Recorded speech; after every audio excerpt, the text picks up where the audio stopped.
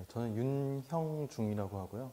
그 블록체인 분야를 취재했었던 그 전직 언론인이고, 그리고 코인데스크 코리아의 창간 멤버로서 이제 기자 취재 활동을 했었던 기자였습니다. 그러면 이제 블록체인이라는 개념을 처음 접했던 시기와 그 당시에 처음 느끼셨던 인상에 대해서 한번 말씀해 주세요. 사실 블록체인보다는 비트코인이란 단어를 이제 처음 접했던 거는 예전이에요. 2013년도에 한창 그 신문지상에서 이제 뉴스가 됐었을 때 간단하게나마 접했었고요. 그때의 느낌은 저도 이제 많은 사람들이랑 다르지 않게 그 사기 같다는 생각을 했었어요. 근데 특히 말도 안 된다라고 생각했었던 이제 그 부분이 그 수학 문제를 풀면 뭐 코인이 지급된다라는 부분이었거든요. 그래서 저는 그때 그 수학 문제가 당시 언론 기사가 자세하지 않았기 때문에 진짜 수학 문제라고 생각을 했어요. 그래서 이거는 뭐 수학 문제 잘 푸는 사람들한테 돈을 주는 이상한 무슨 게임인가? 약간 그런 느낌을 받았었는데요. 그 다시 비트코인을 다시 보게 된 계기는 2017, 16년 말이었죠. 2016년 9월, 잠깐만요. 다시 할게요. 2017년 9월이었습니다. 2017년 9월이었고요. 2017년 9월에 제가 이제 그 블록체인 산에서 블록체인 매체를 준비하는 팀에 들어가게 되었는데요. 그 이제 그 팀에 들어가게 되면서 블록체인에 대해서 이제 처음 알게 됐고, 그 처음 알게 되면서 공부를 해보니까 이전에 비트코인에 대해서 제가 알았던 것과는 전혀 다른 그런 개념들, 그리고 더 훨씬 풍부하고 또 깊은 세계가 있다는 것을 알게 되었어요. 그러시면 이제 새롭게 알게 되신 블록체인을 설명해 주시면 될 것 같은데요. 생각하시는 블록체인은 무엇인지 정의 한번 내려주세요. 저는 제가 나름대로 아이디어를 내서 낸 비유가 있는데요. 이 블록체인은 마법의 노트 같은 거예요. 그래서 그 혹시 데스노트라는 작품 혹시 아시는지 모르겠는데, 데스노트를 보면은 그것도 마법의 노트잖아요. 거기다가 이름을 쓰면은 뭐 그 이제 이름이 적힌 사람이 죽는데 나름의 법칙들이 있어요. 뭐 얼굴 아는 사람이어야 되고 이름을 정확하게 써야 되고 뭐 이런 여러 가지 기능들이 있는 그런 마법의 노트잖아요. 블록체인도 일종의 마법의 노트라고 생각하시면 될 것 같아요. 근데 그 마법이라는 게 정말 비현실적인 그런 마법의 노트가 아니라 IT 기술로 구현해낸 그런 마법의 노트인데요. 사실 노트라는 표현보다는 장부라고 많이 쓰죠. 그래서 그 장부는 어떤 기능이 있냐면은 그 장부를 가지고 있는 모든 사람들이 한 사람이 그 장부에다가 기록을 하는 순간 똑같은 내용이 기록이 되는 그런 장부라고 볼 수 있어요. 근데 그 장부는 그 한번 쓰면 지울 수는 없어요. 쓰는 동시에 갖고 있는 모든 사람들에게 똑같은 기록이 남고 지울 수 없는 마법의 노트가 블록체인이 아닐까라고 생각을 합니다. 그럼 블록체인이 가지고 있는 특징에 대해서 한번 말씀해 주시면 지금 어떻게 보면 블록체인이 비가청 이 부분에 대해서 말씀을 해주신 것 같은데 그거 말고 이제 블록체인이 일반인들이 생각했을 때 어떤 기술이다라고 설명해 주신다면 어떻게 있을까요? 음, 제가 말씀드린 것도 이제 비가역성만 말씀드린 건 아니고요. 그게 이제 한 번 적었는데 지울 수 없는 것도 중요한 특징이지만 한 번 적었을 때 그 노트를 가지고 있는 모든 사람들이 그 내용을 실시간으로 공유한다는 사실 자체가 굉장히 중요한 사실이거든요. 이런 기술이 만약에 그 나온다면 어디에 적용할 수 있을까라는 이제 생각을 해봤을 때 이 기술을 처음 여러 가지 기술을 조합해서 블록체인이라는 기술을 처음 구현해낸 사람이 생각한 거는 바로 화폐였었죠. 그래서 이제 가치를 교환할 때 쓸 수 있는 이 기술을 쓰게 된다면은 가치를 교환을 그 사기를 치지 않고, 왜냐면 인터넷상에서 가치 교환은 한 번 가치를 교환했는데도 불구하고 안 교환했다라고 거짓말을 하고서 다시 그 화폐를 또 사용할 수 있는 중복사용의 그런 문제가 발생해 있었었는데요. 그 문제를 이 기술을 통해서 해결한 것이었거든요.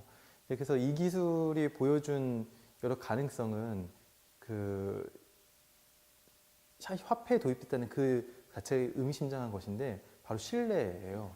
화폐만큼 우리가 신뢰를 가져야지만 사용할 수 있는 그런 자산이 사실 대표적이잖아요. 화폐가. 그래서 신뢰를 담보할 수 있는 기술이라는 것이 이제 블록체인의 굉장히 중요한 특징이고요. 그리고 그런 신뢰를 담보할 수 있는 기술적 배경이 비가역성 그리고 실시간 동기화된다는 점 이런 점들이 그 신뢰를 담보할 수 있는 여러 가지 이유 중에 하나인 거죠. 근데 비탈릭 부테린이라는 이제 이더리움 창업자가 얘기하는 블록체인의 여러 가지 특성들이 있는데요. 그 사람이 그 아까 이후에도 좀 얘기가 나올 것 같지만 블록체인의 대표적인 특성이 세 가지 중에서 이 세 가지를 한 번에 다 구현하기가 어렵다라는 얘기를 한 적이 있어요. 근데 그게 이 제가 말씀드린 마법의 노트의 개념에도 어느 정도 들어가는데 그 블록체인이 기본적으로 그 보안성을 가지고 있고 비가역성 때문에 이제 보안성 가지고 있는 것이고요. 그리고 그 각 개인들의 참여에 의해서 이 신뢰가 형성되기 때문에 탈중앙성을 가지고 있다라고 평가를 하거든요. 그 이전에는 신뢰를 담보하기 위해서 온라인의 세계에서 했었던 거의 모든 방법들은 신뢰할 만한 그런 이제 사람이나 기관이나 기업을 찾아서 그 사람이 대신해서 무언가를 대행해 주는 형태로 거의 모든 인터넷 비즈니스가 이루어졌거든요. 근데 그 블록체인의 신뢰를 담보하는 기술이라는 것은 각 개인들이 그런 이제 나름대로의 신뢰를 기술을 통해서 확보할 수 있다는 것이기 때문에 그 탈중앙성이 있다는 것이고 하지만 이 탈중앙성과 보안성만으로 그 비즈니스를 하기가 좀 어렵기 때문에 또 한 가지 그 더 이제 블록체인 프로젝트가 지향해야 되는 뭐 지향하는 특히 이더리움이 많이 그것 때문에 개발 많이 진행하고 있는 한 가지 특성이 더 있는데요. 그거는 블록체인의 기본적인 특성은 아니에요. 아닌데 그 세 개를 다 같이 추진해 나가려다 보니까 어렵다라는 의미에서 그런 얘기를 했던 거였고요. 블록체인의 가장 기본적인 특성은 그 비탈릭이 얘기했던 세 가지 중에 그 두 가지라고 얘기할 수 있겠네요. 탈중앙성이랑 보안성 그리고 또 다른 얘기를 하면 뭐 비가역성, 신뢰를 확보하는 기술 이런 것들이 블록체인의 특징이라고 얘기할 수 있을 것 같습니다.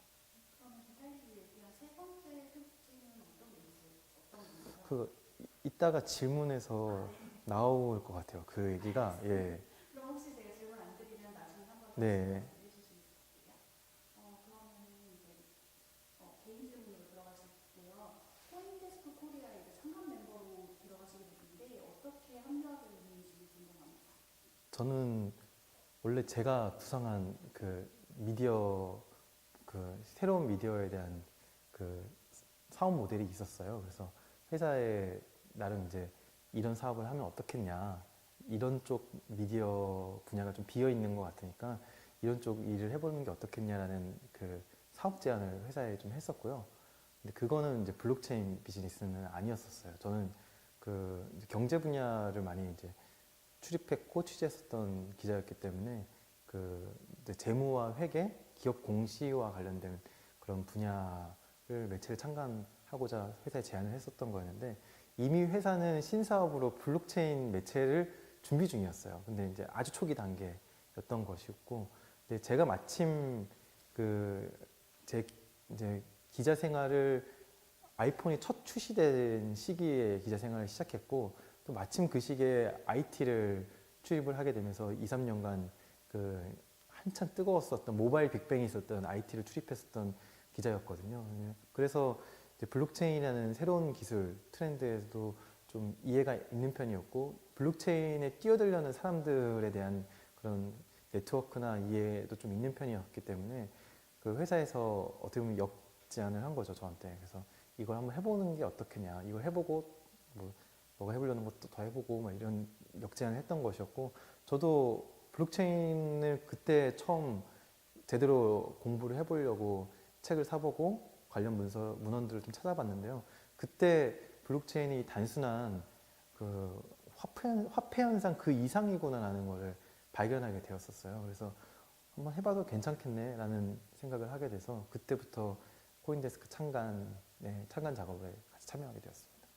그럼 이제 코인데스크 기자 생활을 하시면서 2017년 말에 한국에 이제 어떻게 보면 투기 방송이라고 불릴 정도의 그 코인 열풍이 있었어요. 그 당시를 직접 이제 취재하시면서 경험을 하셨을 텐데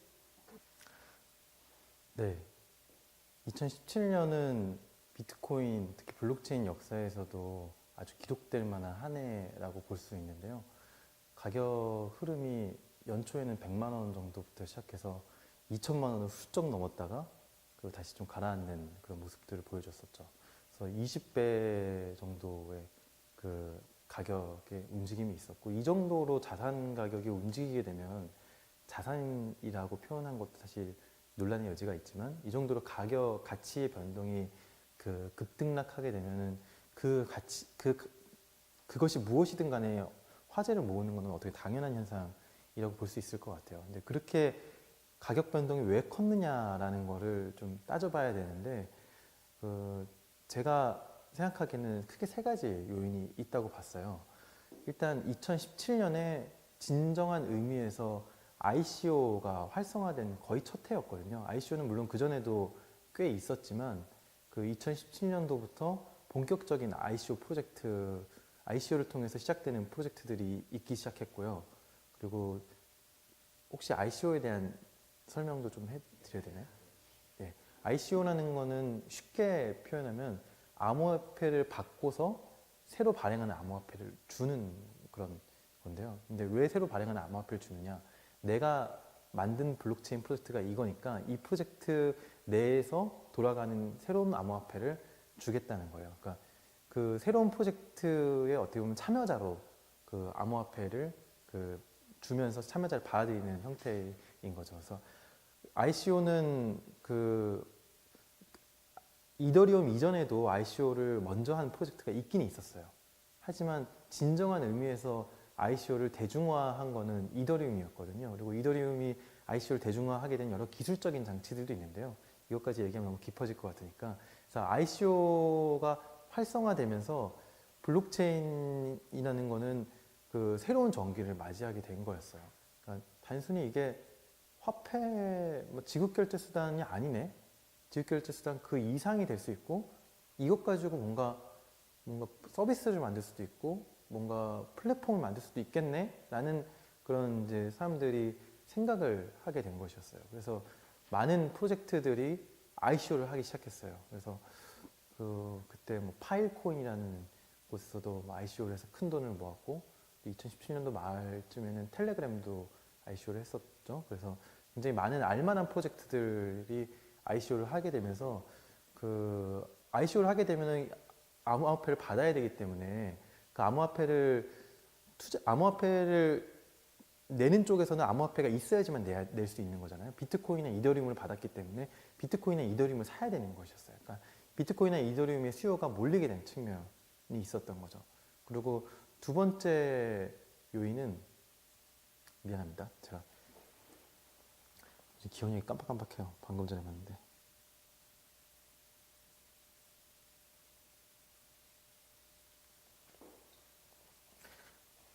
두 번째 요인은 블록체인 업계의 용어이기도 한데요. 하드포크라는 것이 당시에 가격 상승에 굉장히 큰 역할을 했었어요. 그래서 비트코인이 하드포크라는 것을 해야 되는 상황이었는데 하드포크를 하려고 많은 주체들이 모여서 뭐 회의도 하고 토론도 하고 그 과정에 실패하기도 하고 실패해서 전체적인 하드포크는 못했지만 일부는 자기네들이 하드포크를 해서 나가기도 하고 막 이런 일들이 있었거든요. 근데 보통 그 하드포크라는 거는 비트코인의 좀 독특한 특성이기도 해요. 같은 장부를 계속 만들어 나가는 건데 그 장부를 만들어 나가는 시스템 자체를 바꿔버리는 거예요. 그래서 왜냐하면 기존 시스템이 좀 문제가 있으니까 시스템 자체를 바꿀 필요성이 있었거든요. 비트코인의 경우에는 이 블록의 크기가 너무 작았기 때문에 거래할 수 있는 용량이 너무 작았었어요. 그래서 그거를 늘리기 위해서 시스템 자체를 바꿔야 될 수요가 있었었는데 그거에 대한 합의가 잘 안 되는 거예요. 그래서 몇몇 사람들이 그러면 우리끼리라도 바꿔서 나갈래. 그래가지고 이전까지 장부는 똑같지만 여기서부터 장부는 좀 다른 장부를 만들어 나가는 형태를 만들어 나가기 시작했어요. 그래서 비트코인 골드도 나오고 비트코인 뭐 캐시도 나오고 여러 가지가 나왔었는데 그게 이제 그 보통의 경우에는 하나의 기업이 분사가 되면은 기업 가치가 1이 0.7, 0.3으로 나눠져 가지고 합쳐서 1 되게끔 주가가 평가가 되는데 비트코인의 경우에는 당시 너무 뜨거웠던 분위기였기 때문에 하드포크가 되면은 1이 0.7, 0.3으로 나눠진 게 아니라 그냥 1은 1대로 가고 0.5가 더 생긴 것처럼 사람들에게 공짜 비트코인 캐시가 주어진 거예요. 그러다 보니까 이거 가지고만 있어도 뭔가 더 돈이 되네라는 그런 경험적인 그런, 물론 그게 오래 가지는 않았지만 그런 느낌을 가지게 되었고, 그 하드포크로 인해서 사람들이 좀 투기 좀 부추게 된 측면도 좀 있었죠. 그래서 비트코인만 가지고 있어도 비트코인 캐시도 벌게 되고 비트코인 뭐 골드도 벌게 되고 막 더 벌게 되니까 그런 측면들이 좀 있었고요. 그리고 세 번째는 당시 시카고의 선물 옵션 거래소가 미국에 두 곳이, 뉴욕에 하나 있고 시카고에 하나 있는데, 거기서 비트코인을 이용한 파생 상품을 상장한다는 소식이 알려지면서, 이게 많은 나라에서는 선물 옵션 거래소 자체가 국영으로 운영이 되기 때문에 굉장히 제도권에서 비트코인이라는 것을 받아들여진다는 시그널로 작동을 했었어요. 근데 사실 미국은 다르거든요. 미국은 연방준비제도라는, 우리나라로 치면 한국은행조차도 국영 공공기관이 아닌 그런 상황이라서 선물 옵션 거래소는 더더군다나 민영 기업인데, 하지만 민영 기업임에도 불구하고 나름의 금융의 공공성을 지키고 있는 민영 기업이거든요. 그래서 한국에서는, 한국뿐만 아니라 많은 나라에서는 그게 비트코인이 제도권을 받아들여진다는 그런 인식으로 여겨졌기 때문에 비트코인의 가격이 굉장히 급등했었죠. 하지만 급락했을 때의 상황들을 잘 보면은, 이거는 제가 말씀드린 이 세 가지는 상당히 이제 글로벌한 추세였는데요. 급락에는 한국 정부의 그런 여러 가지 일들, 해프닝들이 많은 영향을 미쳤었어요. 그래서 뭐 이른바 뭐 상기의 난이라 그러죠. 박상기 법무부 장관이 어떤 말을 딱 했을 때 뭐 거래소도 폐쇄할 수 있다, 막 이런 얘기 했을 때 가격이 막 절반 가까이, 막 2천 얼마짜리가 1,000 얼마로 확 떨어지고 막 그런 적이 있었죠. 그래서 한국이 이렇게 글로벌로 유통되는 자산의 가격에 큰 영향이 미친 적이 있었을까 싶을 정도로 비트코인의 가격은 한국 정부의 말 한마디에 굉장히 크게 출렁였었던 시절이었어요. 너무 2010년 얘기 너무 길게 했네요. 어차피 저희가 과거를 가지고 있다 보니까 상관없을 것 같고, 그러면 한국에서 이제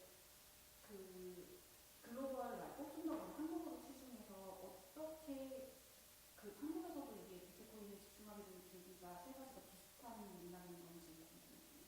그렇죠. 한국에서도 당시 그 한국에서는 사실 ICO를 직접적으로 참여하는 사람이, 이게 뭐 통계적으로는 나오기가 좀 어려운데요. 그렇게는 많지 않았던 것으로 알고 있어요. 그래서 전반적인 ICO 때문에 비트코인과 이더리움에 대한 수요가 올라가서 가격 상승의 흐름이 보였고, 이 가격 상승의 흐름에 한국 사람들 많이 참여한 것으로 좀 보여집니다. 그래서 한국 사람들은 직접적인 비트코인이나 이더리움 개인 지갑이나 주소를 가지고 있는 경우는 좀 드물었거든요. ICO에 참여하려면 개인 지갑을 가지고 있어야 되는데, 개인 지갑을 가지고 있기보다는 거래소에 그냥 예치하고 있는 게 훨씬 많았기 때문에, 아마 직접적인 ICO 참여자들은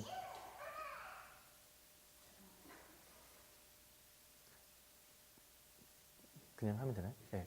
직접적인 ICO 참여자들은 그렇게 많지 않았던 것 같아요. 근데 그럼에도 불구하고 이 가격 흐름이 이 세 가지 요인으로 인해서 이제 좀 올라가는 모습을 보이자, 그때부터는 한국 사람들이 투기적 혹은 이제 뭐 수익을 내고 싶어하는 그런 심리로 인해서 많이 참여했던 것 같아요. 그럼 그때 이제 한국 시장이 인한 투기적인 자본 유입이 많았던 것 같아요. 그 당시에 한국 시장만의 특성이나 뭔가 이슈 같은 게 있으면 그냥 예를 들어서 디지플리형 같은 식으로 한국 시장으로 인한 견적의 변화도 같이 있을 수도 있을 것 같고, 뭔가 그 당시 한국 시장만의 특성에 대해서 한번 말씀해 주실 수 있을까요? 굉장히 기형적인 시장인 거죠. 이게 수요 공급의 논리를 보면 한국은 코인의 공급이 잘 안 되는 그런 시장이었어요. 왜냐면 코인을 공급을 하려면은 채굴을 직접 한다든지 코인이 어디서 나와야 되잖아요. 근데 거래소들 들어가면은 코인을 살 수가 있는데, 거래소는 그 코인을 어디서 가져온 거지? 라는 생각이 들 수밖에 없는 거죠. 그래서 거래소가 그 코인을 가져오려면 누군가는 그 거래소에 들어가서 코인을 팔고 누군가는 코인을 사야 되는데, 주변을 둘러보면은 거래소 들어가서 처음부터 코인을 입금시키고 팔았다는 사람은 거의 찾아볼 수가 없고, 코인을 샀다는 사람들만 나오는 거예요. 그러니까 거래소가 진짜 거래소인가? 코인 그냥 판매소 아닌가? 어디서 코인 수급해와서 판매하는 데인가? 그럼 어디서 수급해오지?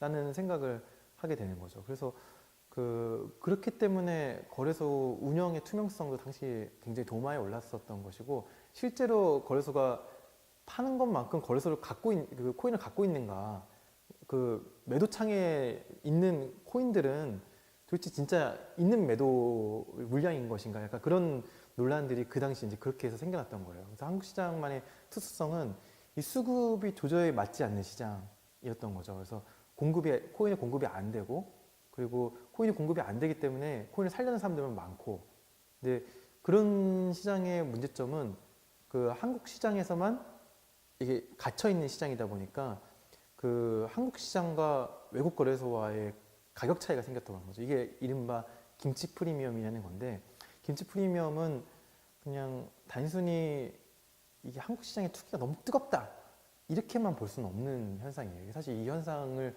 아주 자세히 들여다보면은 되게 재밌는 현상들이 많이 있거든요. 왜 그 한국 시장에서만 높은 가격이 그렇게 오랫동안 유지됐을까라는 것들 잘 생각해 봐야 돼요.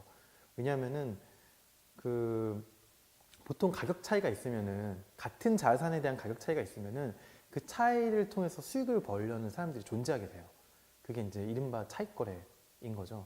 그래서 뭐 싼 데서 사와서 비싼 데서 팔면 그만큼 차익이 생기는 것이니까 그 차이는 금방 없어지게 되거든요. 그래서 그것만 이용해서 사업을 하려는 사람도 분명히 생길 텐데 왜 이 가격 차이가 유지된 거지? 라는 생각을 해볼 수 있어요. 그래서 당시 그 가격 차이가 유지됐던 거는 그래도 한국 시장은 외환 관리가 잘 됐던 시장이기 때문에 유지됐던 측면들이 있었거든요. 근데 외환 관리가 잘 됐다는 측면은 더더군다나 코인의 수급이 더 갇혀있고 어려웠었던 그런 시장이라는 걸 또 반증하는 그런 요소이기도 해요. 그래서 한국 시장이 유독 한국 시장에서만 코인이 가격이 비싸게 거래된다라는 거는 그 코인의 공급이 안 되는 측면, 외환 시장의 그 규제나 관리가 잘 작동하는 측면, 그리고 투기까지 같이 작동하는 측면, 이 세 가지 면이 다 어우러진 결과였던 것이었고요. 근데 당시에는 투기적 요소 하나만 부각되고 있었었죠. 그래서 김치 프리미엄을 없애겠다가 마치 정부의 정책 목표가 되고 있었던 상황이었는데요. 근데 그런 이제 수급적인 측면만 좀 풀어준다고 한다면 한국에서 코인을 공급하려면 ICO를 하면 되거든요. 예. 채굴을 한다든지 ICO를 하면 되는데 채굴은 중국을 감당할 수가 없잖아요. 그래서 ICO를 하면 되는데 그런 측면의 정책적인 그 접근도 할 수 있었는데 그런 생각은 못했었던 것이고, 그리고 좀 한국 시장만의 그런 특징 때문에 이제 생겨난 현상은요, 많은 블록체인 프로젝트들이 정말 이상할 정도로 한국에 엄청난 관심을 갖기 시작했어요. 한국이 초고속 인터넷망이 깔리고 수많은 비즈니스 모델이 실리콘밸리보다 먼저 몇몇 가지들이 먼저 나왔던 시절이 한 1년 정도 있었어요. 2000년대, 90년대 후반과 2000년대 초반에. 그때만 한국이 정말 전 세계적으로 희한한 실험적 시도들이 많았었던 시기가 있었는데, 그때도 사실 한국의 IT 시장은 전 세계적인 관심을 못 받았거든요. 그런데 이번 블록체인 작년 그리고 올해 초 중반만큼 그 전 세계에서 큰 관심을 받았던 이유는 솔직히 말하면 많은 블록체인 프로젝트들이 한국 시장에만 관심을 가지면 우리 코인 가격, 우리 토큰 가격이 크게 오를 수 있기 때문이라는 기대 심리가 있었기 때문인 측면도 있어요. 그걸 절대 부인할 수 없고, 그게 있었기 때문에 한국 시장에서 유명해지고 관심을 받게 되면 지금 발행된 지 안 된 내 토큰이, 우리 회사에서 발행한 토큰이 10배 혹은 20배 이상도 가격이 오를 수도 있는 그런 이제 기대가 생겼던 거죠. 그래서 많은 프로젝트들이 정말 한국으로 많이 오기 시작했고, 한국에서 수많은 미드업들이 진행이 되고 했어요. 근데 물론 그런 것들이 이제 그것만 바라본다면 유지되기가 좀 어려웠겠죠. 근데 막상 와서 보니까 한국의 뭐 개발자들의 수준이라든지 IT 서비스들의 수준이라든지 이런 것들이 그래도 어느 정도는 그 글로벌 수준에 이르렀기 때문에 이런 것들이 유지됐다고는 생각하지만, 하지만 이제 토큰과 코인 가격의 자산 변동성, 한국 사람들의 그런 그 뜨거웠던 투기 열풍, 뭐 이런 것들도 상당히 영향이 미쳤다고 볼 수 있죠. 그런 것들이 나름 좋은 영향을 미친 측면도, 이런 측면에서 좋은 영향을 미친 것 같아요. 그런 글로벌 프로젝트들이 한국에서 많은 모임을 가지고 의견 교환을 이루고 실제로 한국 사람들 채용하기도 하고 이런 일들이 있었었거든요. 그래서 그런 거 상당히 좋은 기능을 했었던 측면도 있었던 것 같습니다. 블록체인도 조금 더 집중해서요. 기술상의 합의 알고리즘이 변화를 하고 있잖아요. 처음에 작업증명 방식에서부터 지금 디스까지 가고 있는데 이후 더 변할 수 있을 것 같기도 하고 한데 이게 왜 변하게 됐는지 그 부분에 대해서 설명을 부탁드립니다. POW, 뭐 POS, 디포스 이 세 가지뿐만 아니라 사실 더 많이 있어요. 네, 더 많이 있는데 뭐 더 많이 있지만 별로 얘기하는 게 큰 의미가 없는 왜냐면 이 세 가지가 가장 핵심이고 뭐 다른 것들은 더 그 이외의 기능들을 넣는다든지 그런 것들이죠. 그래서 근데 물론 더 나올 수는 있는데 이 세 가지의 기술적 흐름은 아주 명확하거든요. 이 세 가지가 왜 나왔고 그리고 이렇게 왜 가려고 하는지 아주 명확하거든요. POW는 쉽게 얘기하면은 아주 비효율적인 신뢰를 확보하기 위한 방식인 거죠. 그러니까 그 인간이나 믿을 수 있는 제3자를 통하지 않고 신뢰를 확보하기 위해서 아까 제가 마법의 노트라고 표현을 했잖아요. 근데 그 마법의 노트가 아름답게 많은 노트가 똑같이 동기화되기까지 마치 수면 아래서 엄청난 사람들이 막 노젓고 있는 것처럼 그 작업들을 막 수행해야 되는 거예요.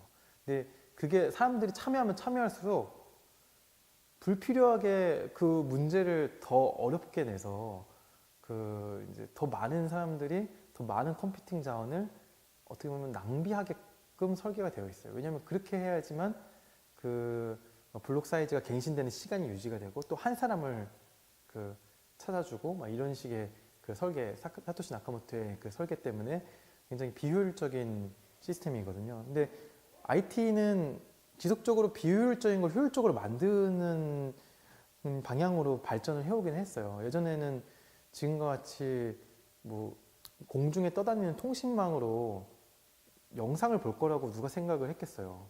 그냥 이렇게 온라인이 아니라 이것도 이제는 공중에 떠다니는 통신도 온라인이라고 하잖아요. 근데 그렇게 모든 비효율적인 것들이 그 칩의 집적화를 통해서 효율화되는 대중화되는 그런 길을 걸어왔는데 그럼에도 불구하고 블록체인의 POW 방식은 너무 자원을 많이 낭비하는 방식인 거예요. 전기도 그렇고. 그런데다가 이 방식이 이제 POS로 변환되는 가장 결정적인 계기는 자원 낭비적인 측면도 있지만 더 중요한 이유는 자원의 독점과 집중화 현상이었어요. 특히 중국의 비트메인이라는 많은 블록체인 프로젝트들에 마치 공공의 적과 같은 그런 회사인데요. 우지안이라는 이제 사람이 창업한 회사인데 그 사람이 한 일은 채굴에 최적화된 칩을 만드는 것이죠.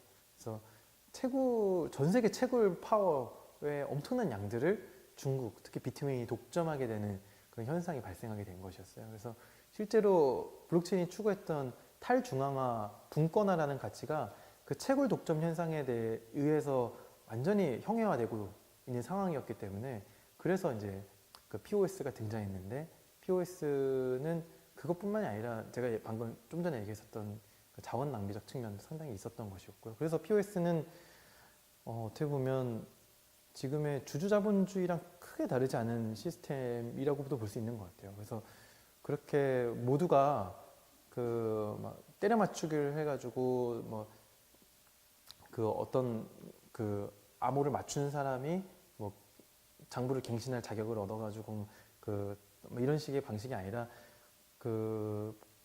어떤 블록체인 프로젝트 내에서 토큰이나 코인을 보유하고 있는 홀더들이 그 장부를 갱신하는 방식이고 그 토큰의 보유량에 따라서 비례하여 그 영향력을 갖게 하는 방식인데 POS는 물론 그 프로젝트마다 좀 구현한 방식은 조금씩 달라요. 근데 기본적인 개념은 그것이고요. 근데 그 방식도 너무 복잡하고 이해관계자들이 뭐 토큰 홀더들이면 너무 많잖아요. 그래서 나온 게 된 게 디포스인데 D자는 델리게이시거든요.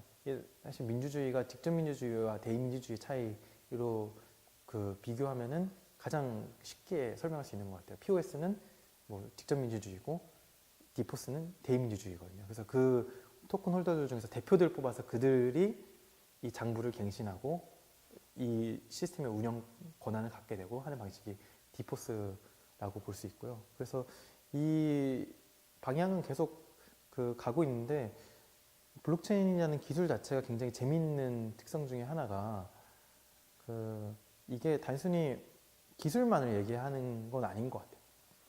그러니까 블록체인은 끊임없이 탈중앙화라는 걸 얘기를 하거든요. 탈중앙화라는 거는 사실 시스템에 있어서는 그 어떻게 보면은 운영에 있어서 방해되는 존재이기도 해요.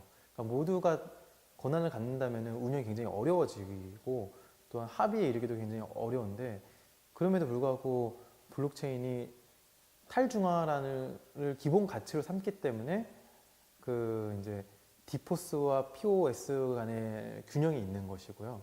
그래서 디포스 안에서도 어떤 특정 뭐 개인들이나 소수가 그 권한을 독점하지 못하게끔 하는 지속적인 견제 장치들이 있는 것이거든요. 그래서 이미 POS와 디포스의 차이는 이건 기술적인 차이라기보다는 이미 정치의 영역이에요. 그들 사이의 합의와 조율과 이런 걸 통해서 의사결정을 어떻게 해나갈 것이냐의 그 문제가 되는 것이거든요. 그래서 그 앞으로 블록체인의 합의 알고리즘은 이런 식으로 기술이 내포한 가치에 따라서 그걸 정치적으로 구현하는 방식, 정치적이라는 표현이 좀 그렇지만 이 델리게이트 뽑는다는 것 자체가 정치거든요. 그래서 그것에 병행하는 식으로 좀 발전되지 않을까라고 생각을 하고 있어요. 그러면 이제 블록체인에서 대표되는 특성 중에 하나가 이제 무결성이라고 보통 얘기를 하는데요. 이 부분은 뭔가 조작이 불가능하고 해킹이 불가능하다 이런 얘기들을 많이 하는데 사실 대중들한테는 거래소가 해킹되어서 뭐 손실이 있다 이런 식의 뉴스들을 많이 접하게 된 것 같아요. 대중들은 이 부분에 대해서 한번 설명을 부탁드릴게요. 그 부분은 블록체인이 굉장히 어려운 숙제이죠. 근데 거래소의 해킹과 블록체인의 무결성은 사실은 무관한데 이거 자체도 대중들에게 설명하기는 굉장히 어려워요. 지금 거래소에서 그 암호화폐를 사는데 왜 거래소의 그 해킹과 블록체인의 무결성이 무관하냐라고 얘기를 할 수 있을 거예요. 근데 블록체인의 그 형태로 거래소가 운영되고 있지 않거든요. 거래소는 블록체인과 상관없는 방식으로 기존의 인터넷의 방식대로 운영이 되고 있기 때문에 그 블록체인의 무결성과 사실 무관한 것이고요. 근데 그럼에도 불구하고 그 블록체인의 방금 제가 조금 전에 얘기했었던 블록체인이 기본적으로 추구하고 있는 정신이라는 게 그 탈중앙화라고 말씀드렸잖아요. 근데 탈중앙화라는 가치가 기술만으로 구현되지는 않아요. 그래서 그거가 블록체인 이 업계 내부에 있어서도 좀 오해하고 계시는 분들이 탈중앙화를 반드시 기술로만 추구해야 되는가? 그리고 우리는 블록체인을 도입했기 때문에 굉장히 탈중앙화되어 있다라고 얘기를 하시는 분들도 있는데 그렇지 않거든요. 탈중앙화를 하려면 기술도 중요하지만 그 시스템을 운영하는 방식과 철학도 굉장히 중요해요. 그러니까 하나 예를 들면 스티밋이라는 블록체인을 적용한 블로깅 서비스가 있죠. 컨텐츠 서비스인데요. 스티밋에서 그 많은 유저들이 자신이 얼마를 벌었고 얼마를 뭐 어디다 송금했고 이런 것들을 그 사람의 페이지에 들어가면 다 볼 수 있어요. 근데 그 시스템을 한눈에 볼 수 있게 만든 것 자체가 그 페이지를 구현한 코딩 내부를 뜯어보면 그건 블록체인 관계 없어요, 사실. 그냥 볼 수 있게 그 코딩을 한 것에 불과해요. 하지만 그 볼 수 있게 코딩을 해서 그 웹페이지를 구사한 것 자체는 블록체인의 정신이 들어가 있는 것이거든요. 그래서 그 웹페이지를 구현하는 데에는 블록체인의 기술은 들어가지 않지만 블록체인 정신은 들어간 것이라고 볼 수 있죠. 마찬가지로 그 많은 블록체인 프로젝트들이 블록체인의 정신을 구현하려고 노력을 해야 되는데, 그러니까 스티밋 같은 경우에는 블록체인의 정신을 구현한 그런 웹페이지도 있지만 아닌 부분도 상당히 많아요. 예를 들면은 지금 실시간으로 뭐 스팀에서 전체 그 코인은 발행은 얼마나 되고 있고 그것은 뭐 증인이 얼마나 가져가고 있고 어떻게 배분되고 있으며 이런 것들도 한눈에 보일 수 있게 뭐 웹페이지로 만들 수 있을 거예요 실시간으로. 근데 굉장히 어려운 일이긴 하죠. 근데 그런 거를 굳이 불필요하게 그 사업자로서 뭐 한다면은 그 하는 이유는 이 서비스가 블록체인 서비스이기 때문일 거예요. 왜냐면은 정보의 투명성과 탈중앙성을 지향하고 있기 때문에 하는 것이죠. 그래서 그런 탈중앙성이라는 그리고 추적 가능성이라는 가치를 구현하는 거는 블록체인의 기술로도 구현할 수 있지만 블록체인 정신으로도 구현할 수 있는 것이거든요. 그래서 블록체인의 그런 이제 무결성이라는 가치는 여러 가지 이제 그것을 담고 있는 여러 논쟁들이 있는 것이고요. 대중들이 보기에는 거래소의 운영뿐만 아니라 지금 블록체인의 많은 서비스들도 과연 탈중앙성이라고 하고 뭐 추적 가능성이라고 하고 뭐 검열 불가능성이라고 하고 무결성이라고 하는데 그거에 맞게 운영이 되고 있냐라고 얘기할 수도 있을 거예요. 그렇게 보여질 만한 여러 이제 문제들도 발생한 적도 있었고요. 그래서 그런 문제를 해결하려면 우리는 블록체인 프로젝트이기 때문에 뭐 이런 것도 담보할 수 있고 뭐 신뢰도 할 수 있고 탈중앙화 된다 이렇게만 주장할 것이 아니라 실제로 그 정신에 부합하게끔 운영을 하는 것도 굉장히 중요하죠. 그러면 이제 마지막 질문인 것 같은데요. 꽤 많은 사건들이 기억에 남는데요. 지금 갑자기 머리에 스치는 사건은 이제 크게 두 가지였던 것 같아요. 하나는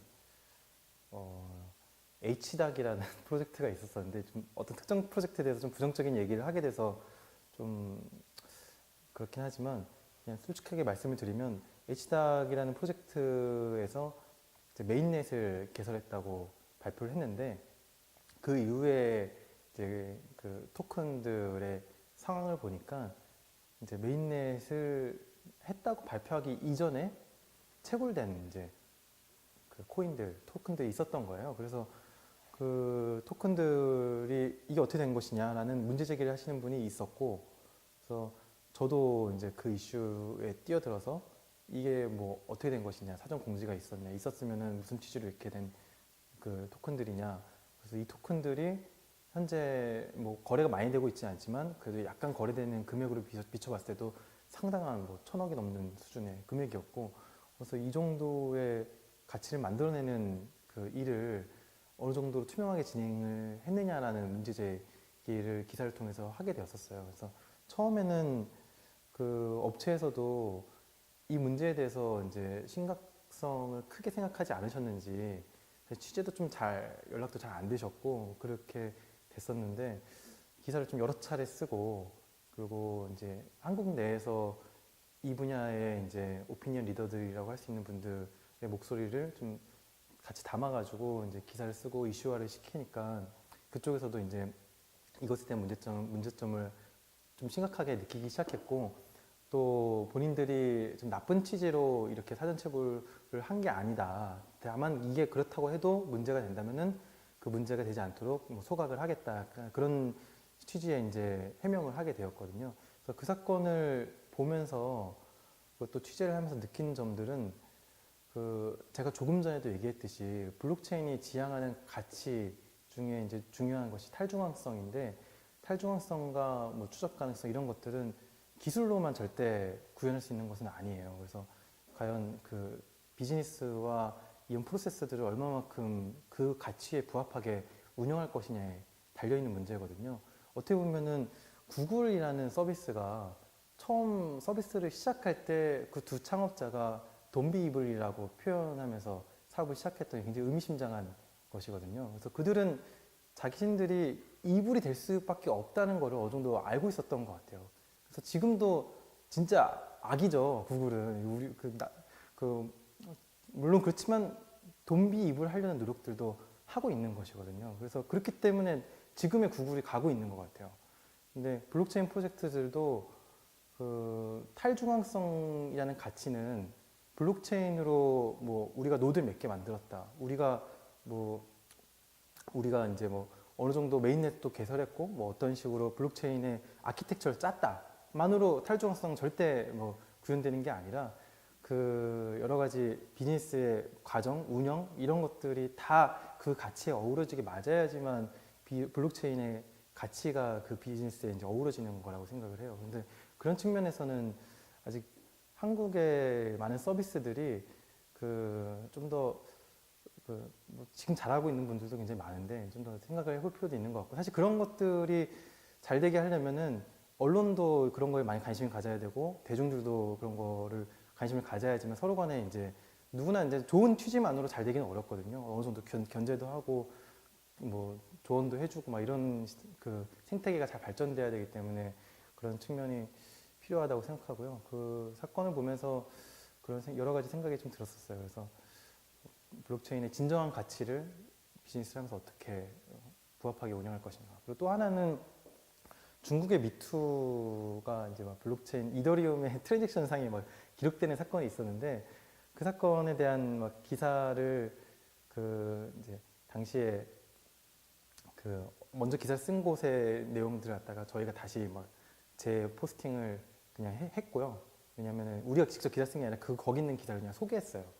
그렇게 하면서 많은 사람들이 그 사건을 통해서 블록체인을 좀 다시 보더라고요. 그래서 그 생각보다 기술을 알리는 약간 대중들의 관심을 불러일으키는 포인트가 약간 이런 재밌는 사건일 수 있겠네. 약간 그 사건 자체가 가지고 있는 특성은 좀 비극적인 사건이지만, 근데 이게 여기에 기록돼서 알려진다라는 이 스토리는 조금 사람들에게 흥미를 자아내는 그런 지점이 있었거든요. 그래서 그런 생각이 좀 들었고요. 그래서 우리도 나름대로 그때 조금 더 재밌는 시도들을 좀 해보려고 했었어요. 그래서 트랜잭션 상으로 그 인터뷰 섭외 메일을 보냈었거든요. 그래서 그 사장대방 개인 그 계정 주소 쪽으로 트랜잭션 상으로 이제 그 코드를 이제 텍스트를 변환시켜가지고 그 보냈었는데, 물론 답장은 없었지만 그때 이제 그런 생각을 하게 됐고, 그래서 지금 블록체인 프로젝트들이 굉장히 올 연말에서 내년 초까지 이런 생각들을 많이 하고 있을 것 같아요. 대중들에게 이제는 블록체인으로 만들 수 있는 서비스가 이런 거다라는 거를 한 번쯤은 좀 보여주고도 싶고, 그리고 약간 그런 압박도 나름대로 조금 받으실 텐데, 과연 그 포인트가 무엇이고 그 대중들은 어떤 것에 정말 체감하지? 그러니까 그런 고민들을 많이 하실 것 같아요. 그래서 그런 생각에서 저는 약간의 힌트를 발견한 게 약간 그런 흥미적인 요소였던 것 같아요. 그래서 그런 측면, 그런 사건들이 좀 생각이 나고요. 사실 더 기억에 남는 취재들은 많았는데 뭐 그 정도가 생각이 나네요. 네.